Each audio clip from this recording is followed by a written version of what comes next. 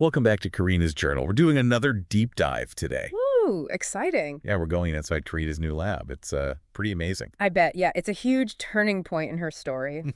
This lab is like, well, straight out of science fiction, you know? Totally, like a sci-fi fantasy. Exactly. So, quick recap for anyone tuning in for the first time. The Centaur Project, that's the big thing, right? Right. It's all about creating this being that can hold all the data in the universe, be the first AI universal hybrid Empress. Pretty ambitious stuff. Super ambitious. Yeah, and Karina, with her unique genes, is at the heart of it all. And this lab, it's like a gift to her. It is, yeah, like a graduation present. She just finished at Dramestrony, that elite academy. Oh, right. Dramestrony, fancy. Super fancy. It's training ground for future leaders and all that. And they give her this lab, this amazing lab, as she's moving on to the next chapter. And it's not just any lab, right? Oh, absolutely not. No way. It's described as this crazy fusion, like an ultra-modern spaceship met a luxurious castle. Wow. Talk about making a statement. Seriously. It's a huge statement about how much they're investing in this whole Centaur project thing. Like, the resources, the support, it's all there. And get this, the scientists who built this lab are not just any scientists. Okay, so who are they? The best of the best. The journal mentions, specifically, top scientists from the Centaur project themselves, people from the highest scientific councils, and even famous alchemists from the Druecon Empire. Wow, the Druecon Empire. Yeah, so it's like a massive collaboration never seen before, all for Karina. That's incredible. So what's inside? What kind of equipment are we talking about here? Well, the journal mentions rare formulas, cutting-edge tech, the ability to do these groundbreaking experiments, like wow. But what's really interesting, I think, is the focus on alchemy. Alchemy. Remember, Karina was amazing at alchemy back in Dramestrony? Oh, yeah, she was. So it's like this lab, it's not just for regular science, you know? It's for diving into the mysteries, the deeper mysteries of like energy and transformation.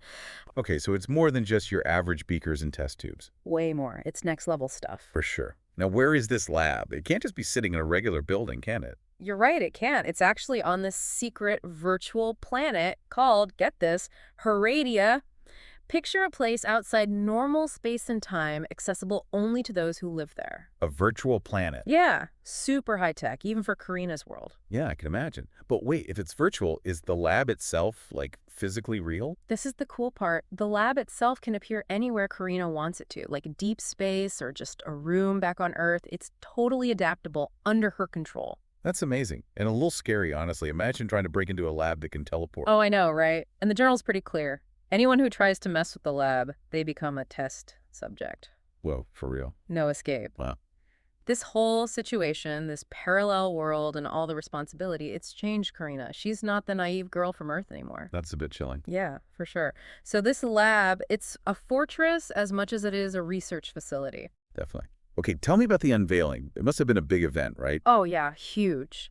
The journal describes this gathering, Karina's closest allies, Lucas, her mentor, remember him? Yeah. And Grandmaster Mrs. Moore. Of course. Yeah. And the Emperor and Empress? Emperor Gramaron, Empress Vancella, the whole royal family, plus Seed, Karina's best friend. Oh, that's nice. Yeah. Everyone's excited. There's this feeling of awe, and the journal says you can feel the energy coming from the lab itself, like it's brimming with potential. Wow, can you imagine?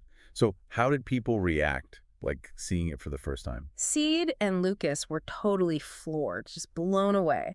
They knew how important this lab was for Karina, for the whole Centaur project. They were witnessing the start of something truly extraordinary. Yeah, like a new era or something. Exactly. So this lab, it's not just a place for experiments. It's bigger than that. Way bigger. Wow. It's a symbol of Karina's growing power, her role in this universe. It's like her journey, too, you know.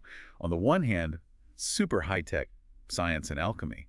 But then there's this garden, this beautiful garden outside, tailored to her tastes. You're getting it. This duality, the advanced tech, and the human touch, it's a huge part of her story. Absolutely. It's fascinating. So before we get into those brain enhancements, which sound pretty wild, I'm curious. Yeah, let's talk about that next. Yeah. These enhancements are a whole other level. We're not just talking about, like, making her smarter or stronger. It's about unlocking something entirely new. Think about it. The ability to, like, manipulate energy. Maybe even, like, create it from nothing. Whoa, really? Create energy. That's what the journal suggests. It's almost like, I don't know, mystical or something. Yeah, it's like almost godlike powers, right? Yeah. But how does it actually work? Like, what did they do to her brain? The journal's a little vague on the specifics, but remember how Karina was so good at alchemy? Yeah. It seems like these enhancements, they're tapping into that, Yeah. amplifying it to a level we can barely understand. So it's not just like plugging in a chip or something. It's about her potential. Exactly, her inherent potential. It makes you wonder, like, what are the limits here? Seriously, it's kind of mind-blowing. I mean, imagine someone who can manipulate reality, shape energy, maybe even mess with time. That's what they're going for, right? This being that goes beyond human limits. That's the goal of the Centaur project, yeah. But, with great power comes great responsibility and all that. Totally. What if these enhancements, like, backfire? Yeah. Change her in ways she can't control? That's the big question, right? The journal hints at that, the possibility that it could overwhelm her, push her too far. Remember, they're trying to create a being that can hold all the data in the universe. That's going to be a lot of pressure. A lot of pressure. It's like she's walking this tightrope between genius and madness. It kind of is. But she chose this, right? She must have known the risks. Yeah, that's true. It shows how determined she is, like her belief in this whole project. She's willing to give up everything, even her humanity, to reach that goal. And it's not like she's just passively letting them do this to her. She's working at it, refining the enhancements, adapting. The journal talks about her spending hours in the lab, pushing her limits. So the lab is like her training ground, her testing zone. Exactly. It's where she's becoming this, well, the weapon they need her to be. But, amidst all this power and transformation, there's a vulnerability, too. Oh, yeah. You mentioned the garden outside. That peaceful place. Right. Even with all these crazy enhancements, she still needs that. A refuge, a connection to her humanity.